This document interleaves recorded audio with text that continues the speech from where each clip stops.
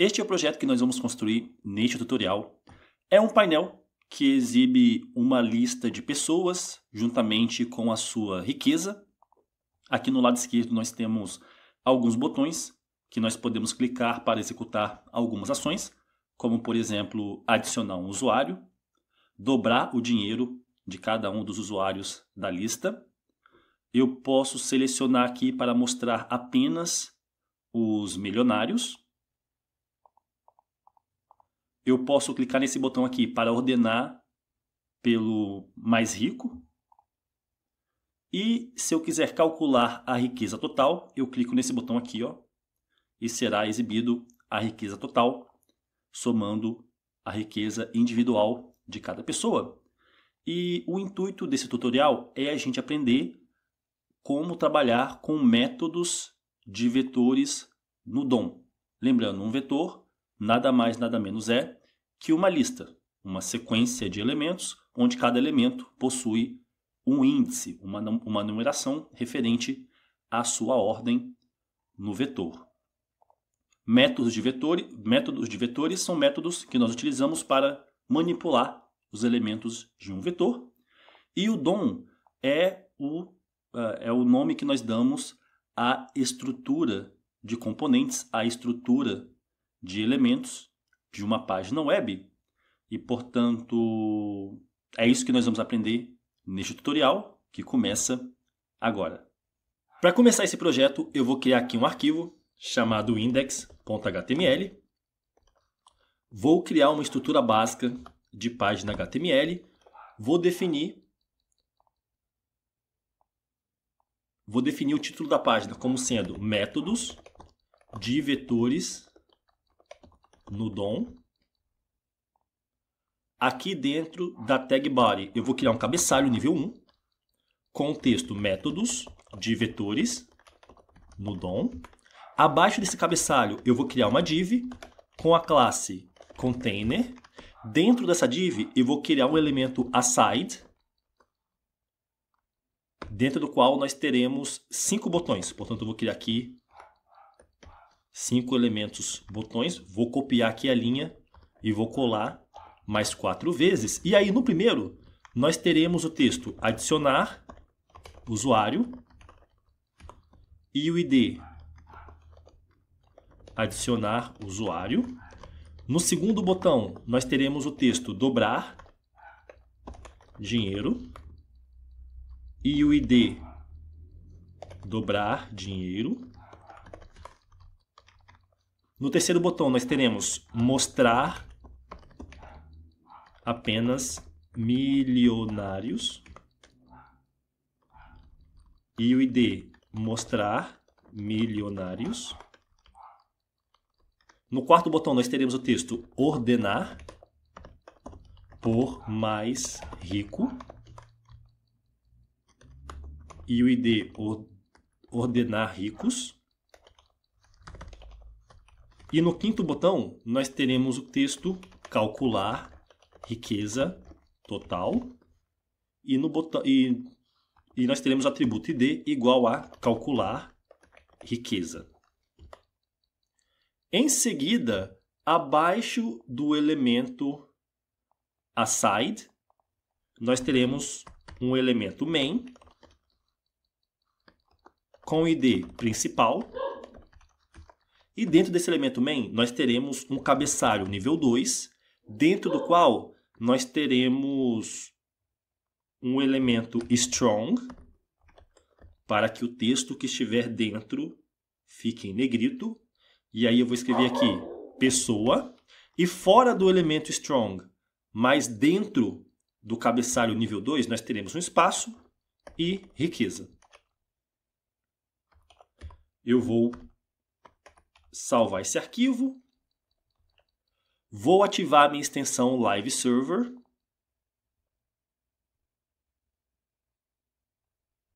E aí eu vou pegar aqui o endereço e vou abrir aqui no meu outro navegador. E, portanto, agora nós temos aqui a estrutura do nosso site. Nós temos os elementos que compõem o nosso site. Vamos criar agora as regras de estilo que vão deixar o nosso site um pouco mais bonito e elegante. Portanto, aqui eu vou criar um arquivo chamado estilo.css. E aí a primeira coisa que eu vou fazer vai ser selecionar todos os elementos e definir box sizing igual a border box. Vou selecionar o elemento body e vou definir background igual a esse tom de cinza. Família de fonte vai ser Arial ou Helvética ou sans serif. Modo de exibição vai ser flexível. Direção flexível vai ser coluna. Alinhar itens vai ser centro. A altura mínima vai ser 100% a altura da tela do usuário e a margem vai ser igual a 0. E aí, quando eu salvar esse arquivo, deixa eu salvar. Então, nós ainda não vemos essas regras de estilo sendo aplicadas aqui, mas é porque nós ainda não conectamos os dois arquivos. Portanto, vamos fazer isso aqui no arquivo index.html. Dentro da seção head, eu vou criar uma tag link, especificando que a relação é stylesheet e o nome do arquivo que eu quero conectar é estilo.css. E aí, quando eu salvar, nós veremos essas regras de estilo sendo aplicadas. Em seguida, para a classe container, eu vou definir modo de exibição igual a flexível. Padding, eu quero 20 pixels em todos os lados. Margem, eu quero 0 verticalmente e automática horizontalmente.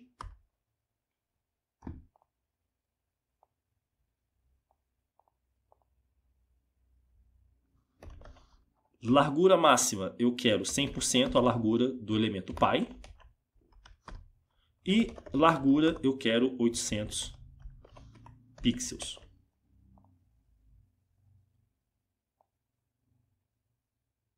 Portanto, agora aqui ele fica limitado a 800 pixels. Em seguida, para o elemento aside, eu quero padding igual a 10 pixels verticalmente ou 20 pixels horizontalmente. Largura, eu quero 250 pixels. E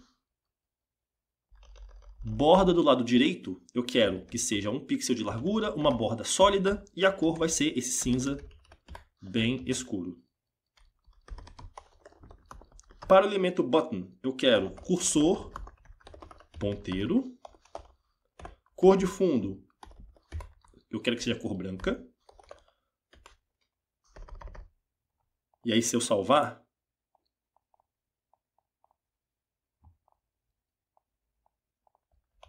nós vemos essas regras sendo aplicadas. E borda, eu quero que seja 1 pixel sólida e a cor eu quero que seja esse tom de cinza. Curvatura da borda, eu quero que seja 5 pixels. Modo de exibição, eu quero que seja bloco. Largura, eu quero que seja 100% a largura do elemento pi.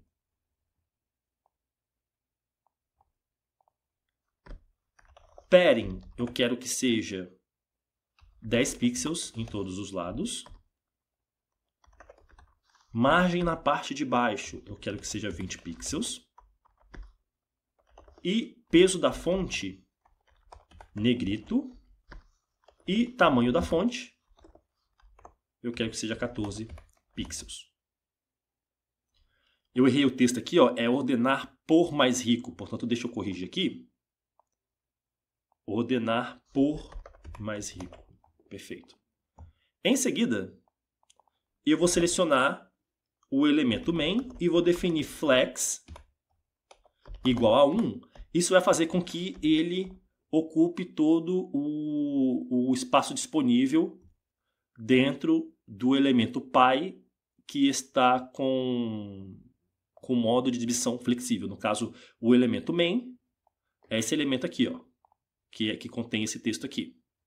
E aí ele está dentro do elemento container, que se a gente reparar aqui, possui modo de divisão flexível. Os dois elementos que estão dentro dele são o elemento aside e o elemento main. Quando eu defino a propriedade flex igual a 1 no elemento main, isso vai fazer com que ele ocupe todo o espaço disponível. No caso, o elemento aside, que é o elemento irmão dele, vai ocupar o espaço necessário, somente o mínimo necessário, por assim dizer, para exibir os seus elementos, e todo o resto vai ser ocupado pelo elemento main.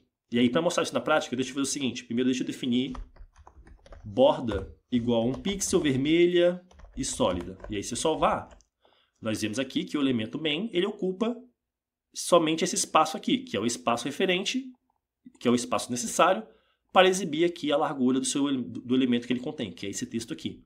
E aí, se eu definir aqui, ó, flex igual a 1, ele vai fazer com que ele ocupe todo o espaço disponível no container.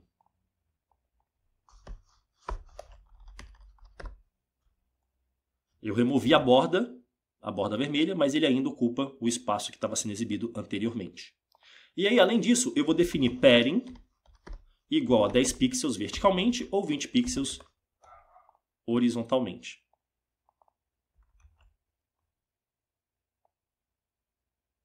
Em seguida, para o elemento H2, eu quero borda na parte de baixo igual a 1 pixel sólida. E a cor, eu quero que seja esse tom aqui de cinza. Padding na parte de baixo, eu quero que seja 10 pixels. Modo de exibição, eu quero que seja flexível. Justificar conteúdo, eu quero que tenha espaço entre os elementos. Tamanho da fonte, eu quero que seja 300. E margem, eu quero que seja 0 na parte de cima, 0 horizontalmente e 20 pixels na parte de baixo. Para o elemento H3, eu quero cor de fundo igual a cor branca.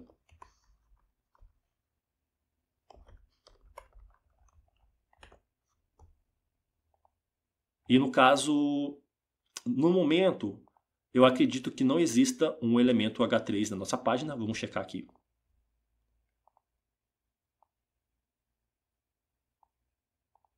Exatamente. Não existe um elemento H3 na nossa página, mas ele será criado de forma dinâmica na hora que nós formos criar os itens aqui referentes a cada pessoa. Portanto, vai ter borda na parte de baixo igual a 1 pixel sólida. E a cor vai ser esse tom de cinza bem escuro.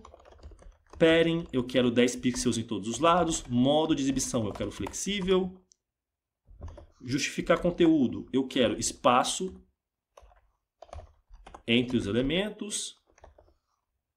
Peso da fonte, eu quero que seja 300. E margem, eu quero que seja 20 pixels na parte de cima, 0 pixels horizontalmente e 0 pixels na parte de baixo. E por fim, para a classe pessoa, que também não está sendo utilizada ainda, nós queremos modo de exibição igual a flex, justificar conteúdo, espaço entre os elementos, tamanho da fonte 20 pixels e margem na parte de baixo eu quero que seja 10 pixels. Portanto, agora nós temos as regras de estilo da nossa página. Vamos criar agora o nosso código JavaScript que vai dar vida ao nosso aplicativo. Porque se eu clicar aqui nos botões, nada acontece. Portanto, vamos fazer isso. Eu vou criar um arquivo chamado script.js e vamos pensar, para a gente criar a lógica aqui do nosso projeto, nós precisamos selecionar alguns elementos. E esses elementos são os botões, primeiramente, e além dos botões, nós precisamos também selecionar a área principal do projeto, né? A área principal aqui da interface.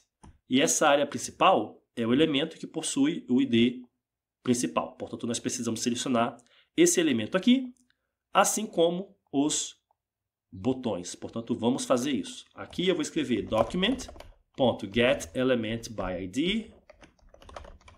Vou selecionar o elemento com o ID principal e vou armazenar em uma constante chamada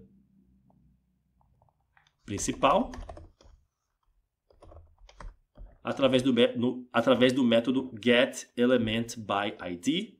Eu vou selecionar o elemento com o ID adicionar usuário e vou atribuir a uma constante chamada botão adicionar usuário.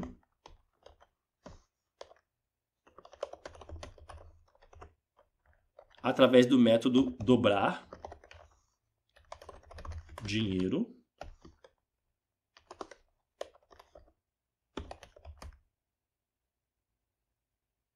Eu vou selecionar o elemento, o botão dobrar dinheiro e vou atribuir a uma constante chamada botão dobrar dinheiro.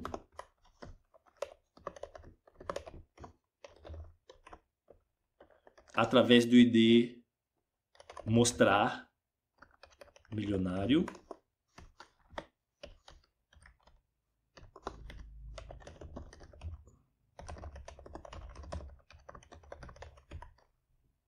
Mostrar milionários, é no plural. Através do ID ordenar ricos, vou selecionar o botão ordenar ricos e vou atribuir a uma constante chamada botão ordenar ricos. E através do ID calcular riqueza, eu vou selecionar o botão calcular riqueza. Portanto, agora eu acredito que nós temos todos os elementos que são necessários. Vamos pensar. O que nós queremos fazer assim que a página carrega é criar 3 pessoas aqui, 3 itens representando uma pessoa e a sua riqueza correspondente. E aí, para a gente fazer isso, nós vamos utilizar uma API. Lembrando, uma API é simplesmente um endereço na internet onde nós podemos coletar informações diversas. E aí, no caso, existem vários tipos de API. A API que nós vamos utilizar para este projeto é uma API que cria pessoas aleatórias, basicamente. E aí, o endereço dessa API é este aqui, ó, randomuser.me/API. E aí, se eu clicar Enter, nós veremos aqui a página retornando um objeto que representa uma pessoa aleatória. E aí, se eu clicar aqui em estilos de formatação, para o meu navegador formatar aqui esse objeto de forma que fique mais fácil de nós visualizarmos quais são as propriedades e os valores deste objeto, nós veremos aqui que o objeto retornado pela página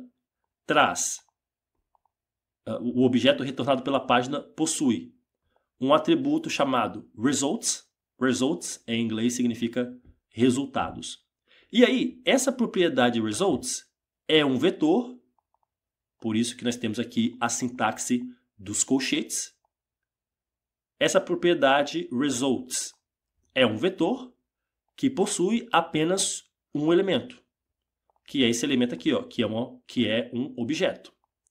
Este objeto, ele representa uma pessoa aleatória. E aí, no caso, nós temos algumas propriedades interessantes aqui. Por exemplo, nós temos a propriedade gender, que significa gênero, e o valor é female, no caso, feminino. E aí, para o nome dessa pessoa, que é a propriedade name, nós temos um objeto representando o nome da pessoa. Esse objeto possui as propriedades título, para o título da pessoa. No caso aqui, MRS, em inglês, significa senhorita. E nós temos também a propriedade first, que indica o primeiro nome da pessoa. E nós temos a propriedade last, que indica o último nome da pessoa, ou seja, o sobrenome da pessoa. Esta pessoa em particular possui o nome Marina Andrushkiv. Provavelmente é russa.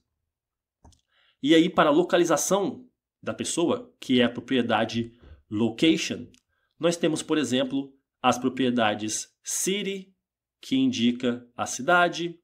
Nós temos a propriedade country, que indica o país, no caso aqui é a Ucrânia. Então não é Rússia, é a Ucrânia.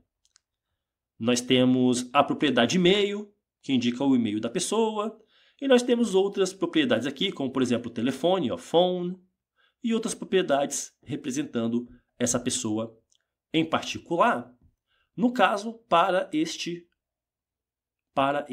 projeto, nós precisaremos apenas das propriedades first e last, representando o nome completo da pessoa, né? O primeiro nome e o sobrenome, e o último nome.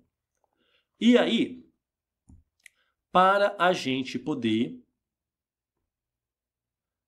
colher essas informações utilizando JavaScript, nós vamos fazer isso da seguinte maneira. Primeiramente, eu vou criar uma função chamada obter usuário aleatório.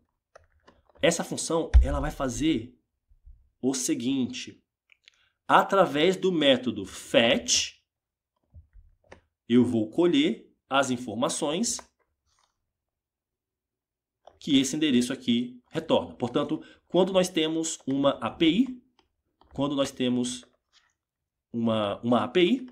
nós utilizamos o método fetch para colher as informações que a API retorna. A palavra fetch em inglês significa colher.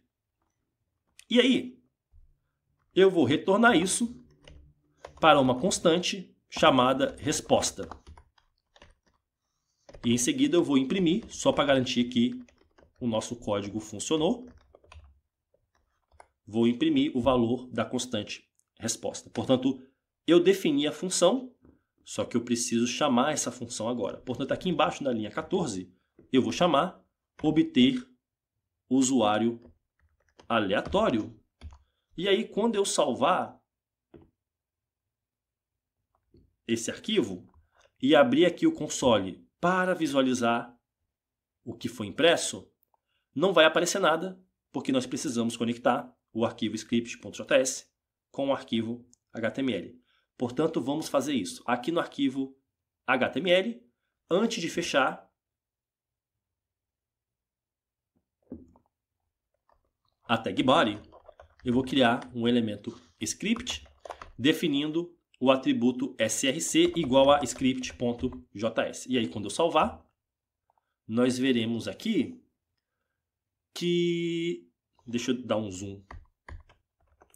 Nós veremos aqui que o valor da constante resposta é o que nós chamamos de promise, ou promessa.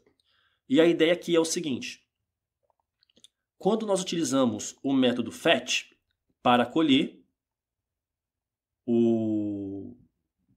dados em um endereço,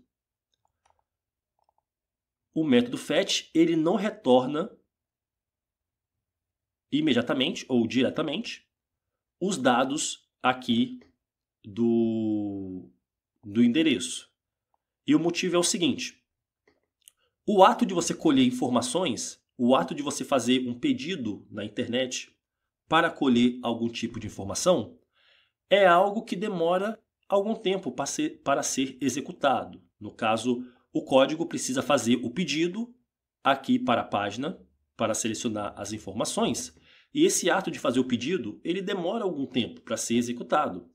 E por esse motivo, quando esse código ele é lido, quando essa linha aqui, quando esse trecho aqui, ele é executado, isto aqui não retorna imediatamente o valor. Isso aqui retorna uma promessa. Isso aqui retorna um objeto que representa um pedido.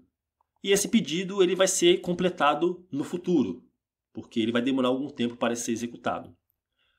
Uma forma da gente acessar as informações de uma promessa é a seguinte. Aqui eu poderia digitar... Existem várias formas da gente selecionar essas informações. A mais fácil delas é a seguinte. Eu vou definir a minha função obter usuário aleatório como sendo uma função assíncrona.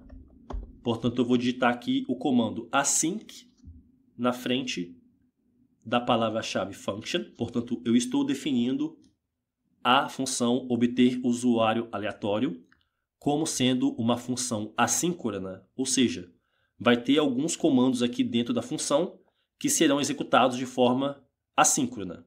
Ou seja, como nós temos que aguardar a resposta aqui do pedido, isso é feito de forma assíncrona. E aí, para a gente aguardar esse resultado, aqui na frente, antes do comando fetch, nós vamos digitar await. A palavra await significa esperar, e é assim que nós esperamos, é assim que nós aguardamos a resposta do pedido que nós estamos fazendo, ao invés da gente receber uma promessa. Tem como a gente trabalhar com uma promessa e selecionar as informações que uma promessa retorna. E para fazer isso eu poderia fazer o seguinte, ó. Deixa eu tirar aqui as alterações que nós fizemos. Aqui eu poderia fazer resposta.then. E aí, no caso, o método them de uma promessa. Lembrando, resposta é uma promessa. A palavra then, em inglês, significa em seguida. E no caso then, é o método que nós utilizamos para acessar os dados de uma promessa quando ela se concluir. E aí aqui eu vou digitar parênteses. E aqui dentro dos parênteses eu vou criar uma função. Essa função ela recebe os dados como argumento. E aí aqui eu vou simplesmente imprimir no console os dados. E aí quando eu salvar, nós veremos aqui, ó, que as informações que são retornadas pela promessa possuem várias propriedades, é um objeto. E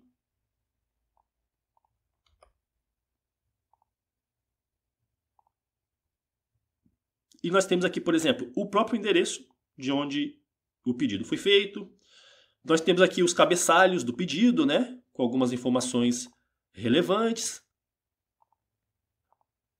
E para a gente acessar as informações propriamente dito, a gente faz o seguinte.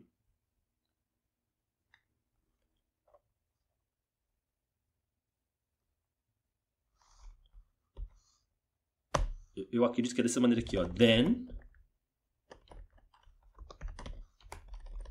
dados 2 console.log dados 2. Acredito que seja isso. Não, peraí.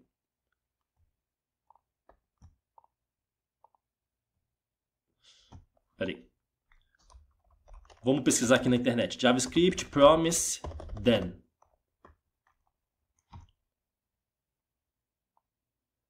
E aí eu vou vir aqui na documentação do JavaScript, porque eu não me lembro bem como que faz isso, portanto vamos ver aqui. Vou traduzir para português. Portanto, ó, o método then de instâncias de promessas aceita dois argumentos. Funções de retorno de chamada para os casos de sucesso e fracasso da promessa. Ok, vamos baixar aqui um pouco. Ah, não tem aqui em português. Ó. Vamos ver aqui.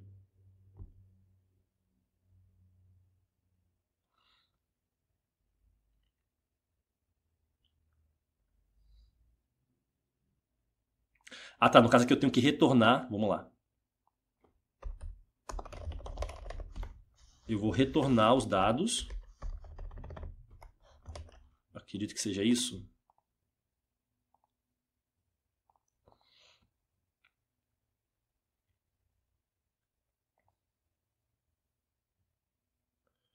Ué, peraí. Dados.json.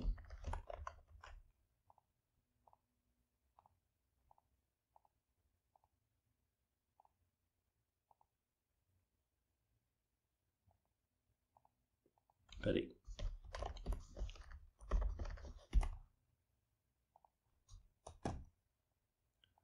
Aqui, quem sabe faz ao vivo. Vamos ver.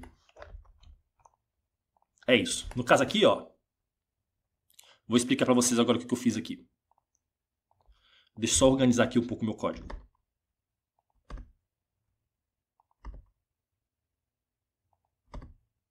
Portanto, ó, resposta é uma promessa. Nós utilizamos o método then para acessar os dados da resposta da promessa.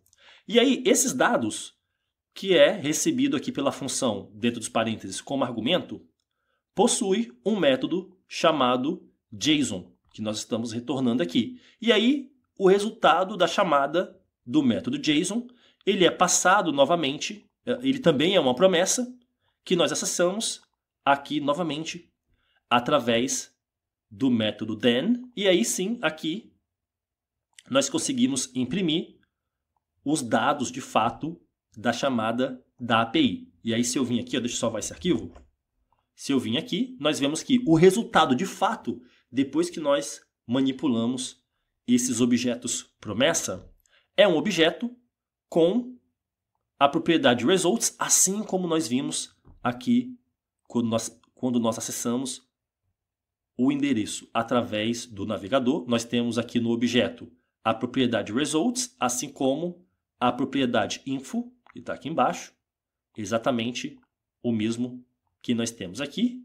E aí, no caso, para a propriedade results, nós temos um vetor, por isso nós temos aqui a sintaxe dos colchetes, né? Abre colchetes, fecha colchetes, e dentro dos colchetes nós temos um único objeto, indicado aqui pela propriedade das chaves, né? Pela sintaxe das chaves. E aí, se eu expandir aqui, nós veremos que nós temos apenas um elemento, né? E esse elemento ele possui um objeto com várias propriedades. Nós temos aqui, por exemplo, a propriedade gênero, gender, que é male, masculino. Nós temos aqui localização, vamos ver de onde é esse usuário. Lembrando, os usuários eles são aleatórios, né? No caso, se eu recarregar aqui, ó, ele vai retornar outro usuário. No caso agora aqui é o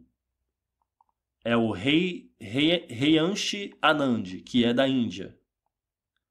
Esse aqui que foi retornado na nossa página, ele é do Brasil. Nós podemos ver aqui, ó, que ele é do Brasil, da cidade de Manaus, estado do Maranhão. Manaus não é no Maranhão, né? Mas tudo bem. E aqui, ó, tem o telefone dele. Portanto, é assim que nós acessamos os dados de uma promessa. Se vocês quiserem, não, recomendo que vocês leiam a página sobre promessas, especificamente essa página aqui sobre o método then, para vocês entenderem como promessas funcionam. Só que existe uma maneira mais simples de nós acessarmos esses dados aqui.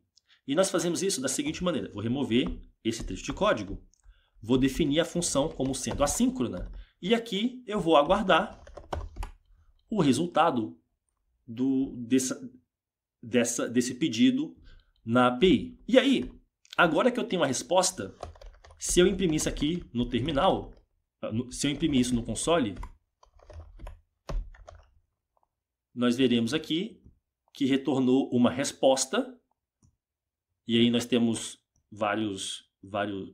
Essa resposta é um objeto com várias propriedades. E aí, para a gente acessar os dados propriamente dito do usuário, eu vou digitar aqui, ó, resposta.json. Eu vou aguardar a execução desse método JSON. E aí eu vou armazenar isso em uma constante chamada dados API. E aí agora, se eu imprimir dados API no console,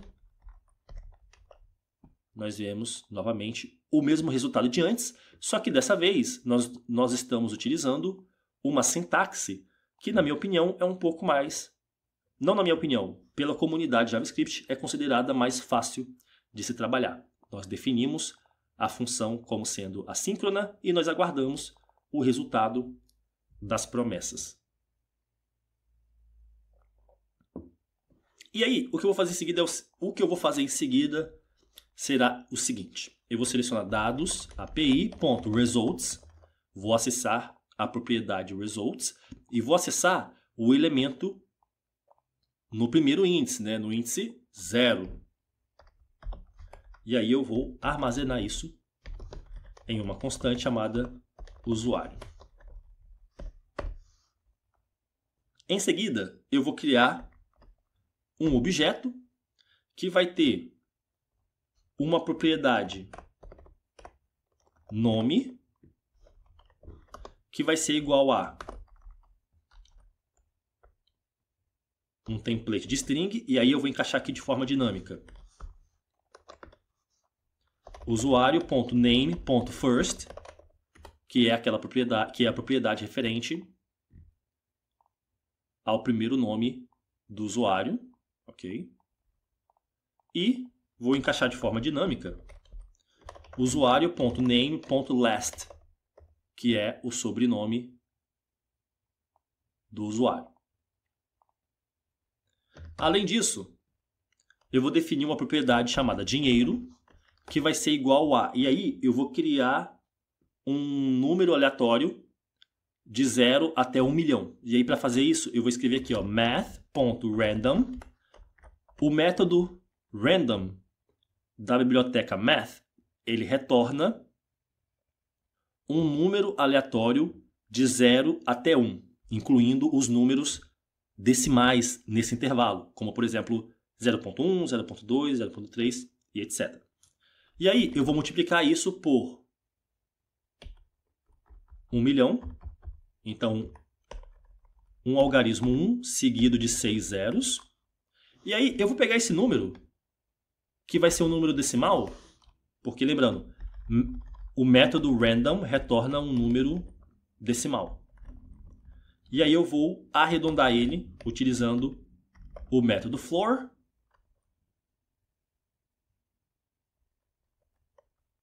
E, portanto, isso aqui vai retornar um número inteiro de 0 até 1 milhão. E aí eu vou armazenar isso em uma constante chamada novo usuário. E eu vou imprimir isso aqui no console, só para a gente checar se o nosso código está funcionando corretamente. Vou salvar esse arquivo. E aí aqui nós vemos, ó, o nome, esse nome aqui, e o valor em dinheiro dele é esse valor. Se eu recarregar a página, nós vemos outro usuário, que é esse usuário aqui, com esse nome e com esse valor aqui de dinheiro.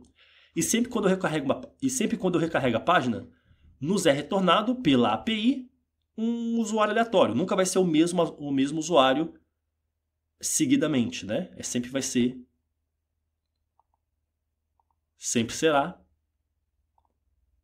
usuários aleatórios.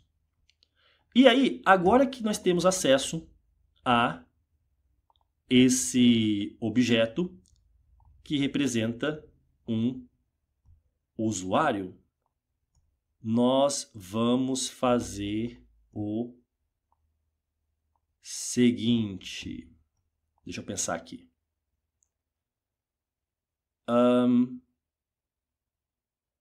Deixa eu pensar. Bem, nós temos acesso aqui a um objeto que representa um usuário.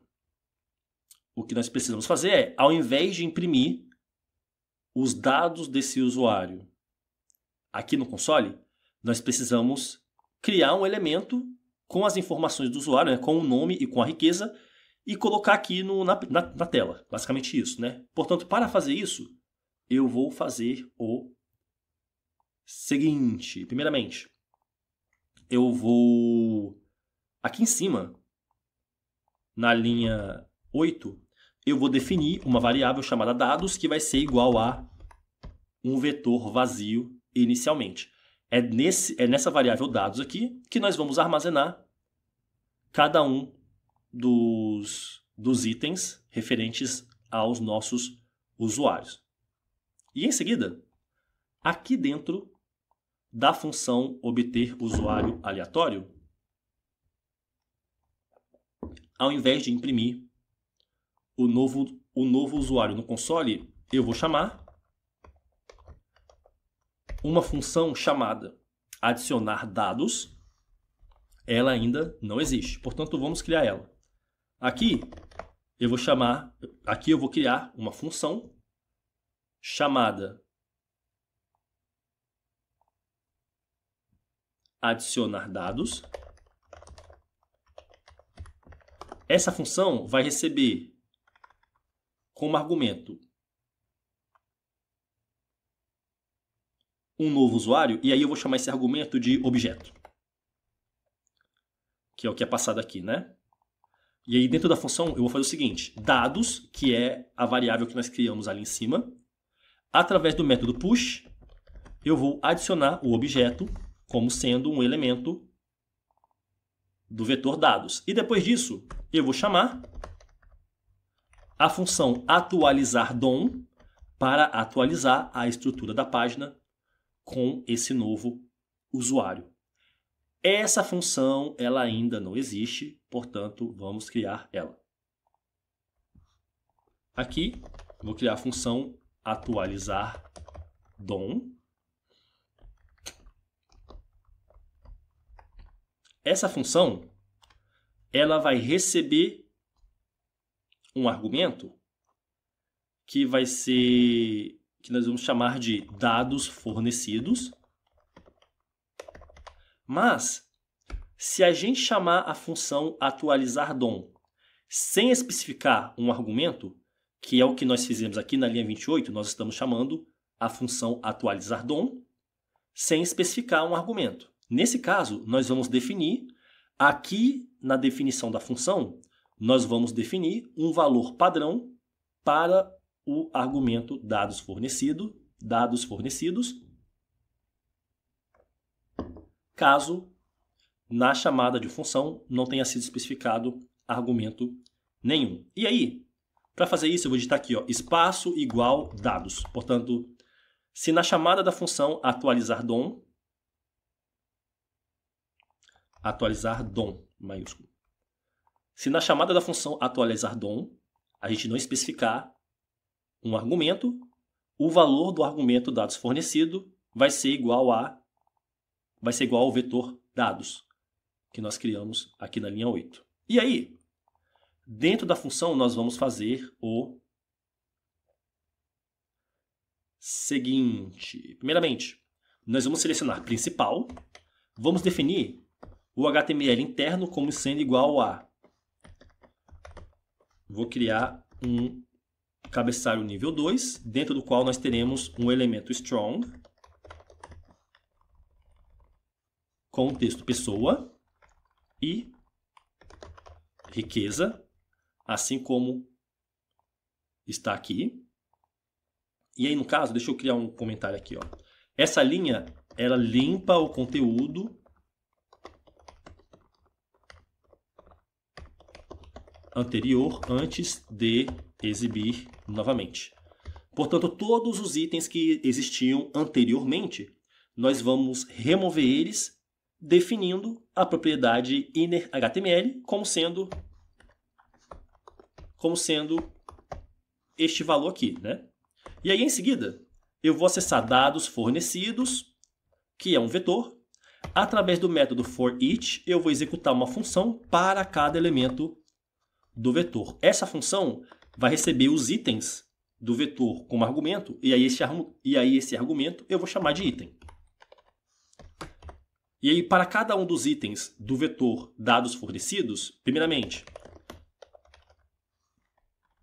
através do método createElement, eu vou criar um elemento de forma dinâmica, que no caso vai ser um elemento div, e aí eu vou armazenar isso em uma constante chamada elemento.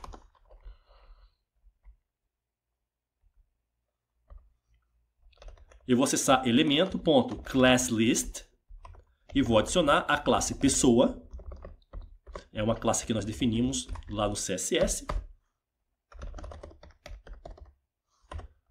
Vou acessar a propriedade innerHTML e vou definir como sendo um template de string, e aí eu vou encaixar aqui de forma dinâmica, ó. Um elemento strong. Dentro dele nós vamos encaixar de forma dinâmica item.nome e vamos encaixar aqui de forma dinâmica item.dinheiro. Só que eu quero formatar esse valor dinheiro determinado da maneira. Nós vamos fazer isso daqui a pouco. E por fim, nós vamos selecionar principal.appendChild. E aí eu vou adicionar o elemento ao elemento principal, utilizando o método appendChild. Eu vou salvar esse arquivo. E aí nós vemos aqui agora nós vemos aqui um item referente a pessoa que foi selecionada aleatória, né? E se eu recarregar a página, nós vemos valores diferentes para essa pessoa. Só que tem um problema aqui. Eu errei aqui, ó, no seguinte. Esse fechamento da tag strong tem que vir aqui, ó. E, portanto, agora nós temos de forma aleatória várias pessoas. E eu quero que tenha 3 pessoas aqui quando a página recarrega, né? Quando a página carregar, ao invés de ter uma pessoa só, eu quero que seja carregada 3 pessoas. E aí, para fazer isso, ao invés de chamar o método obter usuário aleatório apenas uma vez, nós vamos chamar mais 2 vezes. E aí nós veremos essas 3 pessoas sendo exibidas aqui. Vamos formatar aqui a riqueza da pessoa, né? Vamos formatar aqui o valor do dinheiro da pessoa. Para fazer isso, aqui embaixo, ao invés de simplesmente encaixar de forma dinâmica a propriedade dinheiro do objeto item, eu vou passar isso com um argumento de uma função chamada formatar dinheiro. Essa função ela ainda não existe, portanto vamos criar ela.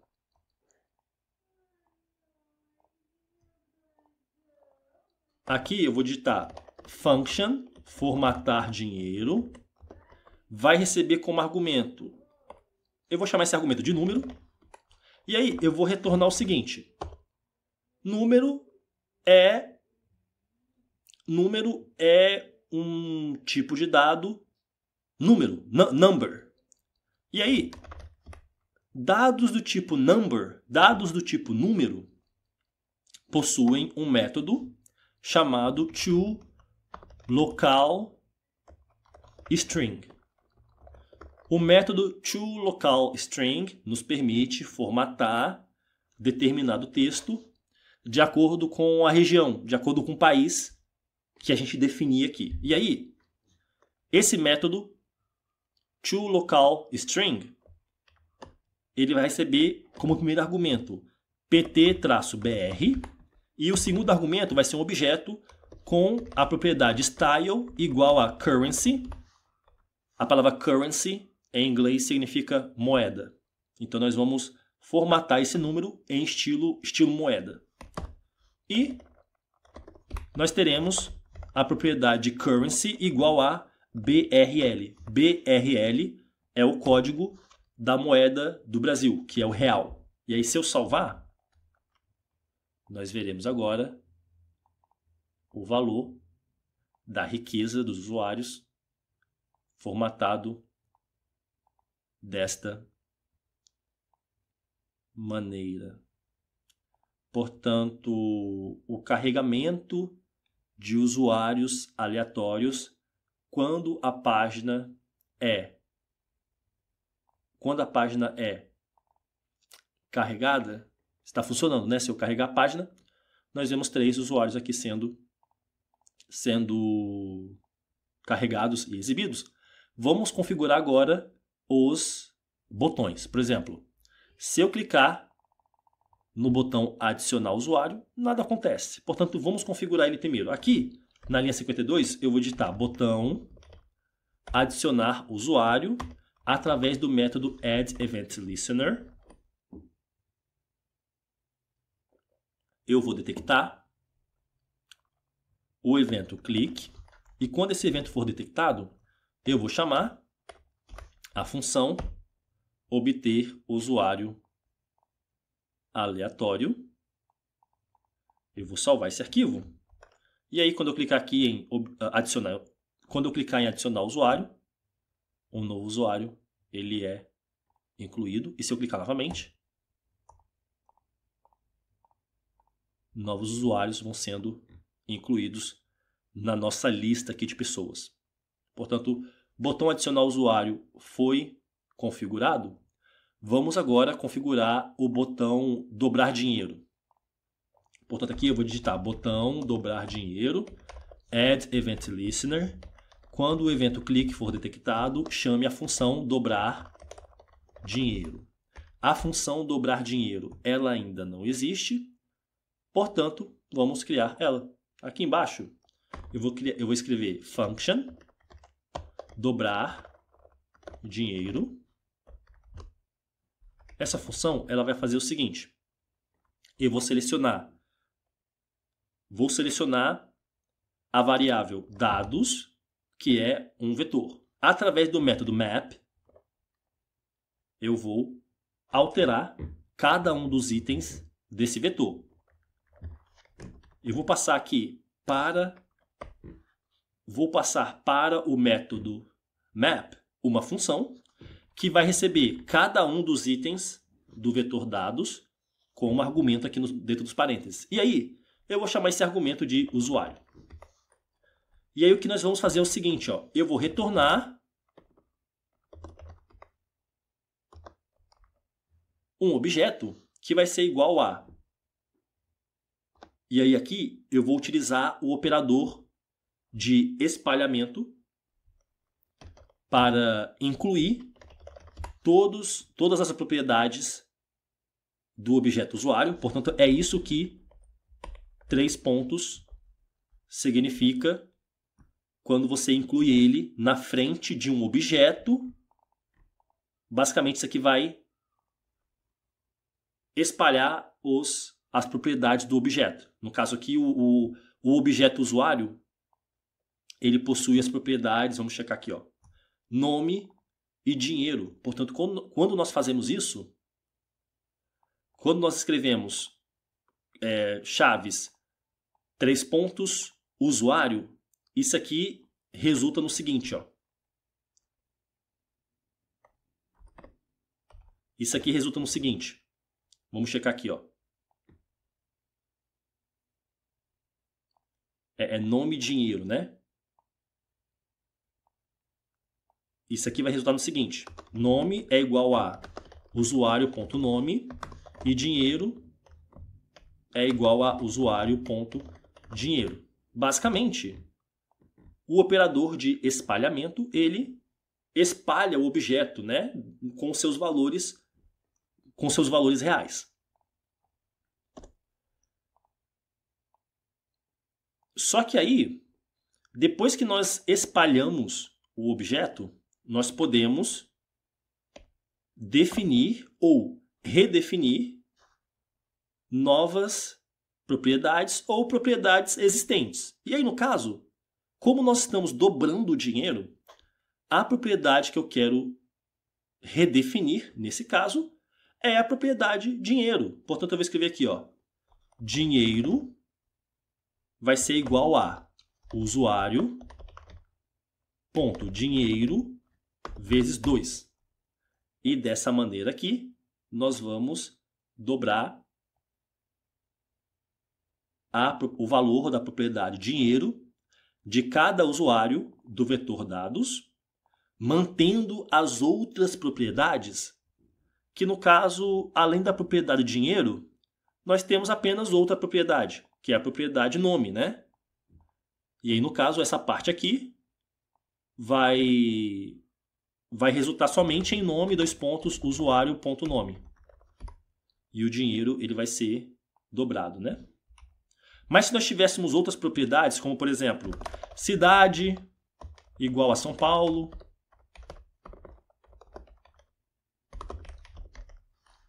e aí aqui país igual a Brasil,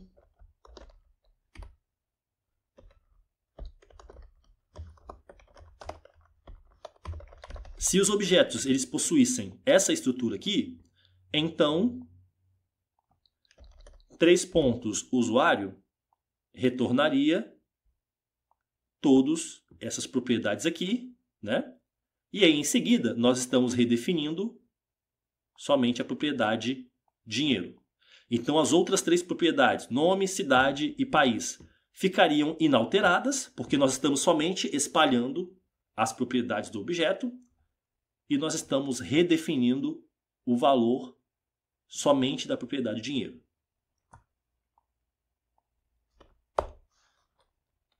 Eu vou, depois que nós fizermos isso, né? Isso aqui vai retornar um novo vetor. Esse novo vetor, com a propriedade dinheiro de cada um dos seus elementos dobrada, eu vou armazenar na própria variável dados. E em seguida, eu vou chamar o método atualizar DOM. Vou salvar esse arquivo. Vou clicar aqui no botão dobrar dinheiro. E quando eu clicar, nós vemos que os valores foram dobrados. Se eu clicar novamente, cada vez que eu clico, eles são dobrados.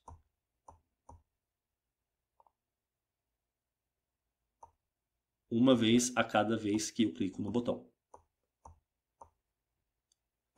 Em seguida, vamos configurar o botão mostrar apenas milionários.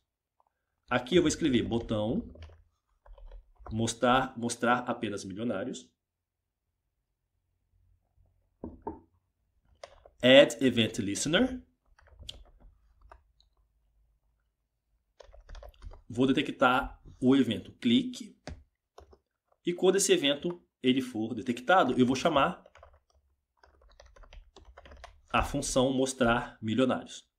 Essa função ela ainda não existe, portanto vamos criar ela. Function mostrar milionários. E aí essa função ela vai fazer o seguinte, ó, na função dobrar dinheiro, nós utilizamos um método de vetor, que é o intuito desse tutorial. No caso é o método map. O método map ele serve para selecionar cada item do vetor e transformar ele de alguma maneira. No caso aqui, a gente transformou dobrando o valor de uma de suas propriedades. Para a função mostrar milionários, o que nós queremos fazer é o seguinte, nós queremos pegar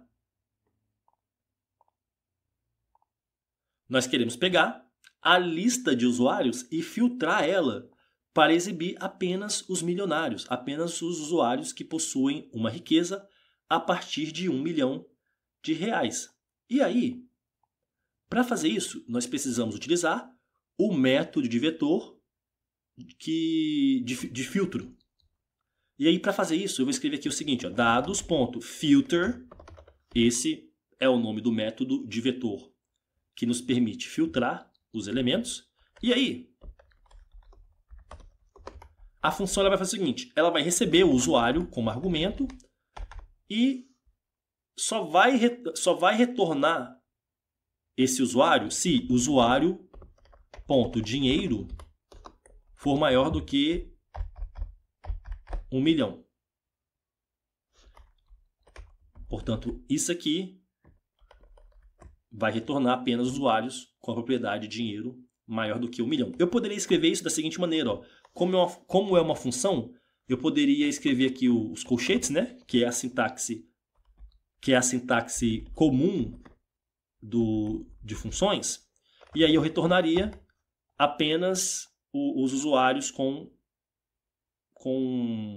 dinheiro maior do que 1 milhão. Só que como dentro do corpo da função, dentro das chaves, possui apenas uma linha, e essa linha ela utiliza o comando return para retornar um valor, eu posso fazer o seguinte, ó. Eu posso remover as chaves, posso remover o comando return e utilizar esta sintaxe aqui. Portanto, isso aqui vai funcionar igualmente.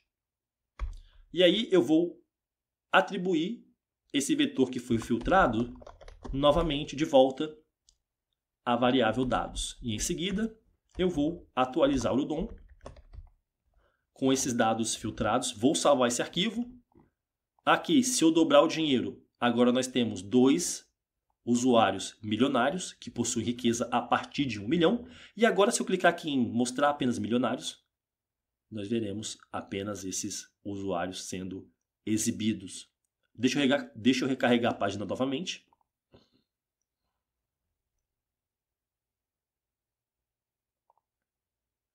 Se eu clicar em mostrar apenas milionários, deixa eu adicionar mais usuários.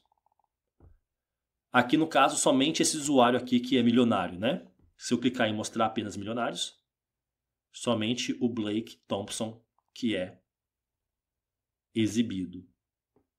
Vamos agora... Bem, aprendemos o método map, aprendemos o método filter.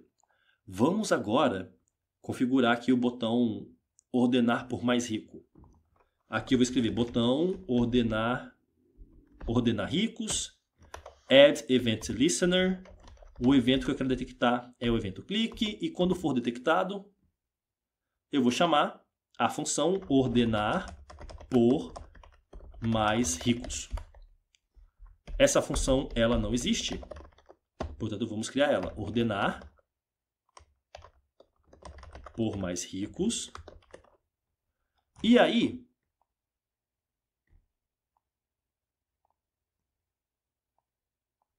nós vamos fazer o seguinte. Eu vou selecionar dados, ponto. E aí, para a gente poder ordenar os elementos do vetor dados, nós vamos utilizar o método sort. A palavra sort, em inglês, significa ordenar.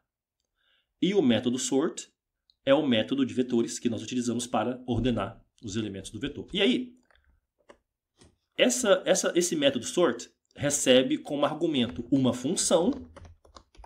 Essa função, ela recebe 2 argumentos aqui dentro dos parênteses que representam 2 elementos do vetor, 2 elementos seguidos.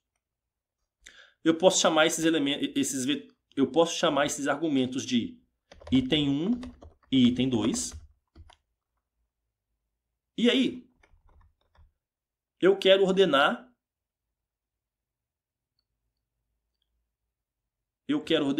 esses elementos da seguinte maneira. Item 2, dinheiro, menos que item 1, ponto dinheiro. E isso aqui vai fazer com que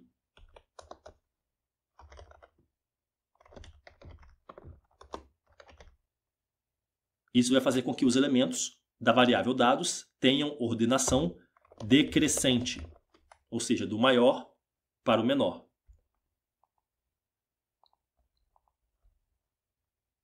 E depois eu vou atualizar o DOM. E a forma como essa lógica aqui funciona é a seguinte. Se esse cálculo aqui, né, a propriedade dinheiro do item 2 menos a propriedade dinheiro do item 1, se isso aqui for um número positivo, ou seja, se o dinheiro do item 2 for mais do que o dinheiro do item 1, o item 2 ele vem primeiro. Essa é a lógica. No caso, item 1 e item 2 são itens seguidos do vetor dados. Por exemplo, se eu tiver aqui, ó, vamos explicar.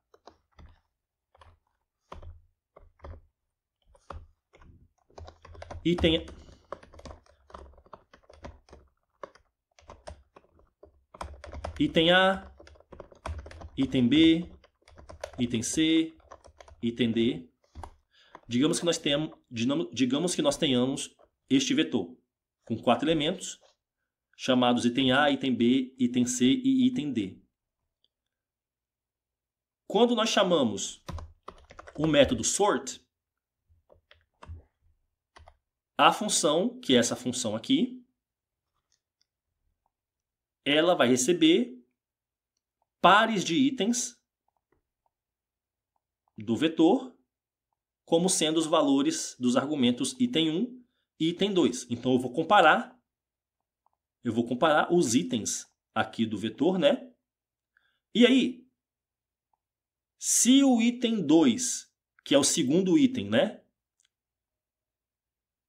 Se o valor da sua propriedade de dinheiro menos o valor da propriedade de dinheiro do item 1, que é o primeiro item, se item B tiver dinheiro maior do que o elemento item A, isso aqui vai retornar um valor positivo, né? Se isso aqui é maior do que isso aqui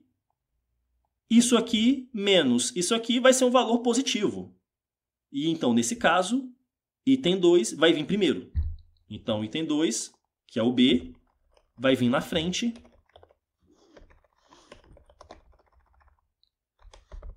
do item A, na ordenação, que é o que nós queremos. Nós queremos ordenar pelos mais ricos, os maiores primeiro. Se item 2 tiver a propriedade de dinheiro menor do que a propriedade de dinheiro do item 1, então esse cálculo aqui vai dar um valor negativo. E aí, nesse caso, item 1 vai vir primeiro. Espero que vocês tenham entendido. Eu vou salvar esse arquivo. E aí, se eu adicionar aqui alguns usuários, se eu dobrar o dinheiro de alguns, adicionar outros. E aí... Peraí, deixa eu fazer de novo. Vou adicionar mais usuários.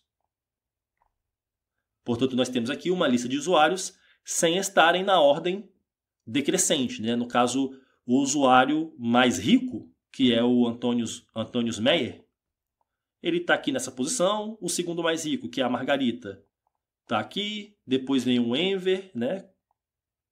Depois vem o Wenceslau. Depois o Lyubisav. E, por fim, Harley.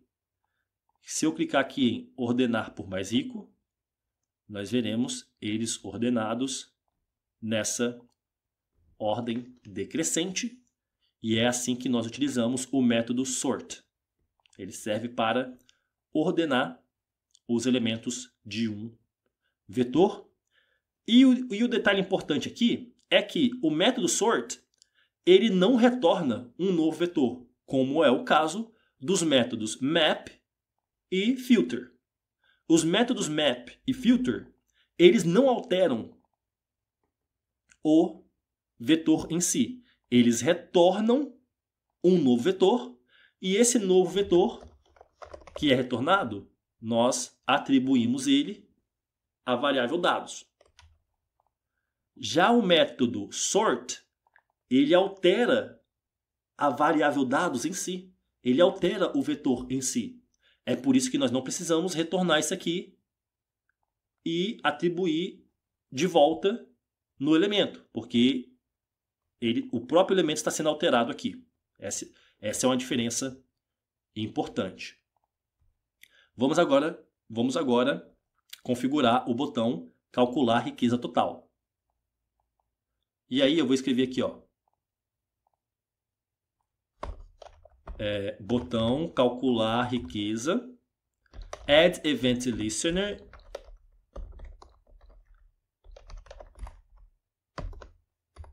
vou detectar o evento clique, vou chamar o método calcular riqueza.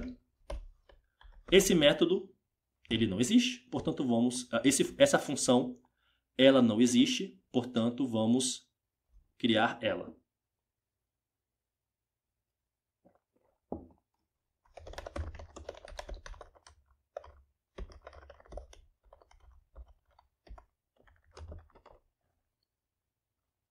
E aí, para fazer isso, nós utilizaremos um método chamado reduce. O método reduce, ele funciona da seguinte maneira.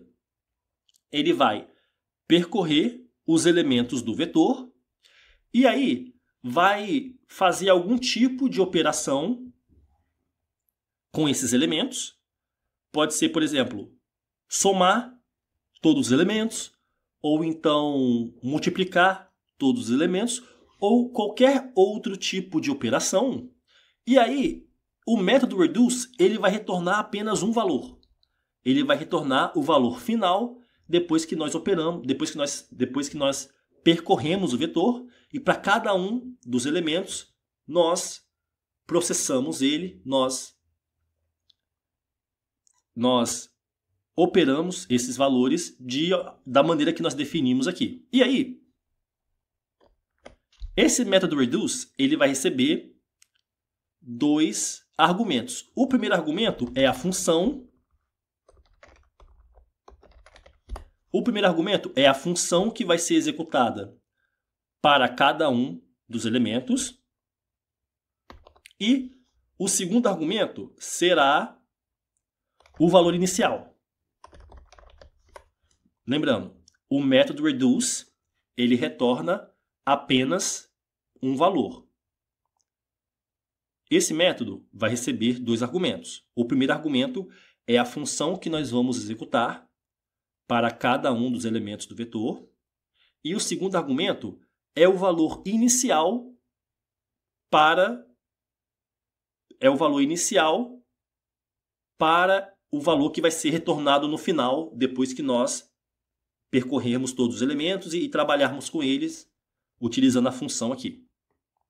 E aí, essa função que é executada para cada um dos elementos, ela recebe dois argumentos. Essa função recebe como primeiro argumento o valor que está sendo calculado, que inicialmente é o valor inicial, e o segundo argumento é o item. É o item do vetor. E aí, no caso, essa função,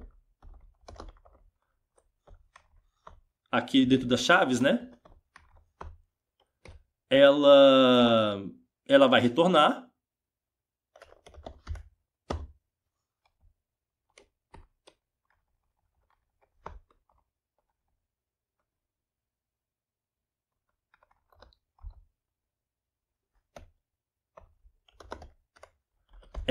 por exemplo, no caso aqui nós queremos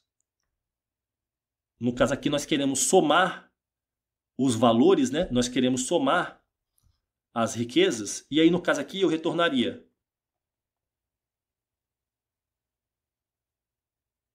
eu faria o seguinte: valor mais igual a item.dinheiro, e aí depois eu retorno o valor. Portanto, eu espero que vocês entendam essa sintaxe aqui. No caso, valor inicial será o valor inicial do argumento valor, que nós também podemos chamar aqui de acumulador, por exemplo, que vai acumular a soma das riquezas, né? E aí, para cada elemento do vetor, para cada item do vetor, eu estou somando o valor da propriedade dinheiro no acumulador e retornando ao acumulador. E isso aqui vai ser executado para cada um dos itens do vetor, e no final nós teremos a variável acumulador sendo igual à soma da propriedade dinheiro de todos os itens do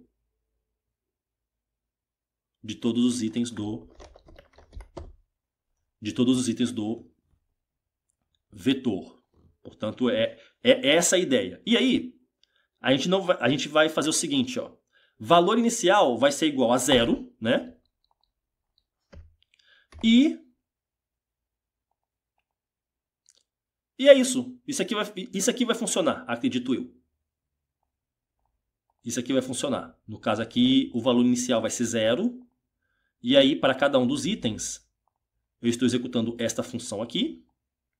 Esta função ela recebe dois argumentos, né? O acumulador e o item do vetor. E aí, para cada item, eu estou selecionando a sua propriedade dinheiro. Estou armazenando aqui no acumulador, né? Estou adicionando ao acumulador.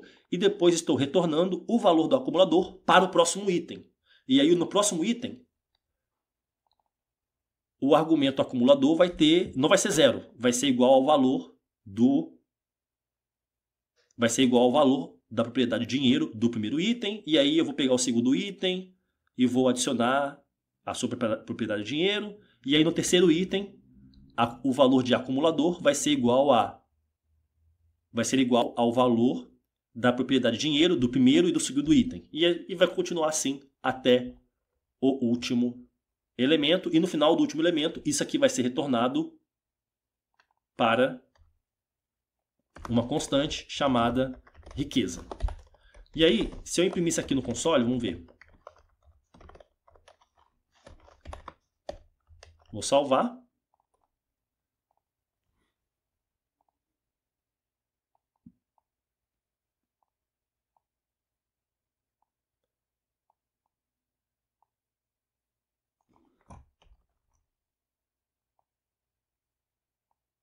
Peraí.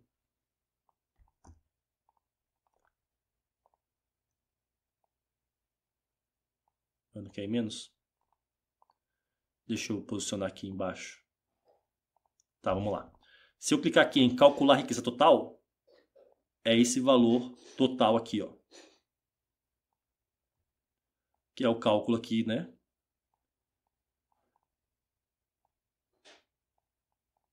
Se eu adicionar um usuário, ó, 77. Se eu clicar em calcular a riqueza total, nós temos aqui os 77 mil, né, do novo usuário calculado aqui. Portanto, nós sabemos que esse código aqui, ele funciona. Existe uma maneira da gente poder simplificar isso aqui, da seguinte maneira. Ao invés de utilizar a sintaxe para criar uma função com a palavra-chave function, eu posso utilizar a sintaxe de seta. E aí, como nós estamos simplesmente adicionando o valor da propriedade dinheiro no acumulador e depois retornando ele, nós podemos escrever isso da seguinte maneira. Ó. Eu vou remover as chaves e vou digitar aqui, ó, parênteses, acumulador mais igual a usuário.dinheiro, e aí esse cálculo aqui que vai ser retornado para o próximo item. E aqui, em vez de item, eu vou chamar de usuário. Pronto, isso aqui vai funcionar igual a isso aqui. Vou salvar. Se eu vir aqui e clicar em calcular a riqueza total, nós vemos esse valor aqui calculado. Se eu clicar em adicionar usuário e clicar em calcular a riqueza total novamente, nós vemos aqui o valor atualizado com esse novo valor aqui. Portanto, ainda funciona da forma que nós Esperamos. E aí? Agora que nós temos a riqueza calculada, vou criar um elemento de forma dinâmica para exibir essa riqueza total. Através do método createElement, vou criar um elemento de forma dinâmica. Vai ser um elemento div.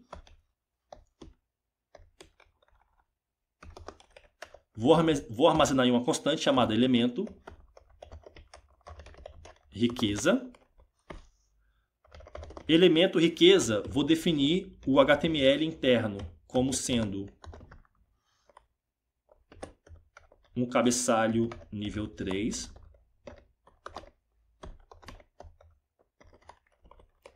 Com o texto riqueza total.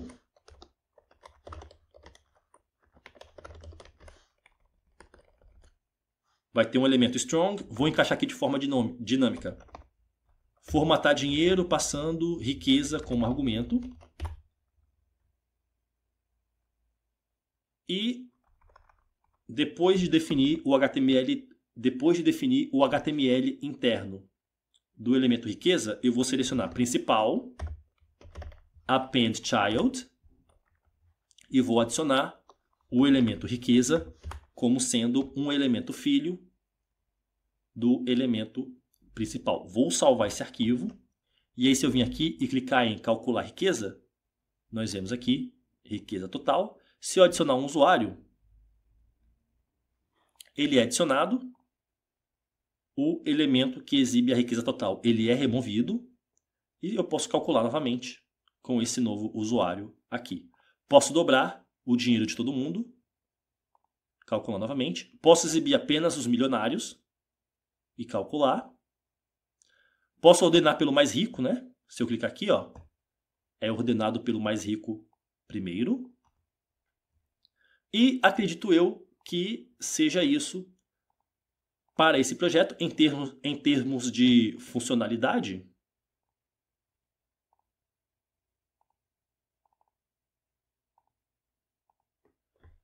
mas nós podemos melhorar a organização do nosso código da seguinte maneira. Nós temos essas linhas de código que utilizam o método addEventListener para configurar os botões, né? Seria interessante e facilitaria a leitura do nosso código se essas linhas de código que configuram os botões estivessem juntas. Para fazer isso, eu vou selecionar aqui essas linhas de código. Vamos começar pela primeira.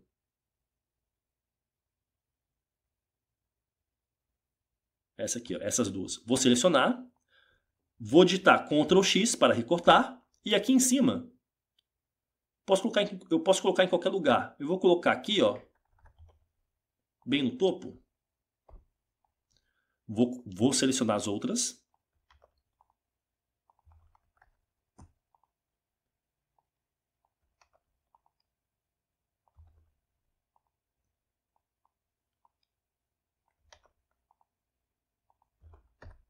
Vou remover os espaços aqui extra.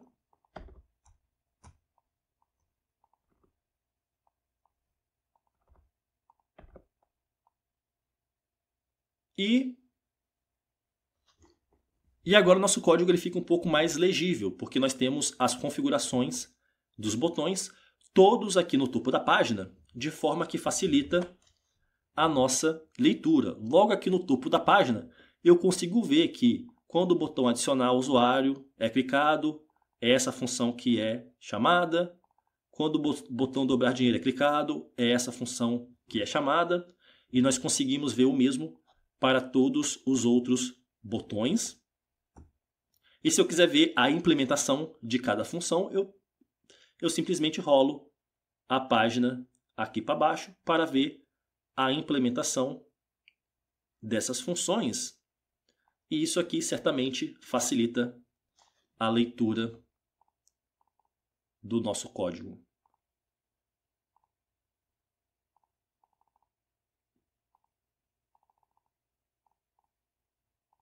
Portanto, é isso. Esse foi o projeto que nos ensina a como trabalhar com métodos de vetores aqui no contexto do DOM, no contexto da estrutura de elementos da nossa página. Nós aprendemos os métodos. Cadê? Map, que nos permite transformar cada elemento de determinada maneira. Nós aprendemos o método filter, que filtra os elementos do vetor de acordo com determinada regra que a gente definir aqui. O método sort, para ordenar os elementos. E o método reduce, para percorrer cada um dos itens, processar eles de alguma maneira e retornar apenas um valor. E reduzir a apenas um valor. Portanto, é isso. Eu vejo vocês no próximo tutorial.